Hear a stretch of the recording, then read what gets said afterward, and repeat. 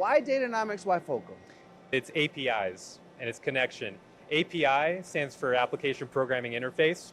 That just means that this software has doorways that you can connect to and you can talk to it.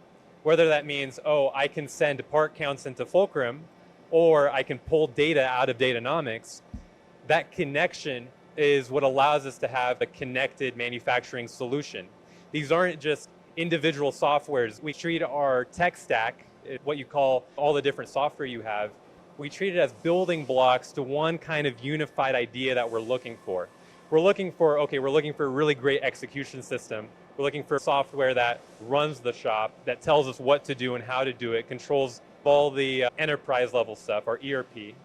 And then we're like, okay, how do we know that we're running the jobs? We're like, okay, we're going to plug in Datanomix here. Oh, how do we know that we're pricing the parts well? We're going to plug paperless in here.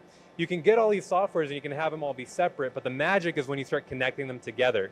I heard something at the Fulcrum office recently that I really took home with me was, if the data lives somewhere else, no one should have to plug it in into another system.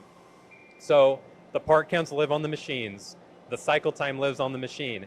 That does not need to be put in by an operator into Fulcrum. That needs to be taken out of Datanomix and put into Fulcrum live. And that's really what integrations are.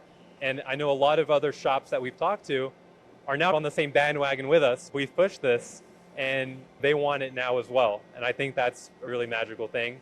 And it's going to allow us to do so much more. A machinist is not a great machinist because he's able to put part counts in a system really well. He's a great machinist because he's able to make great parts.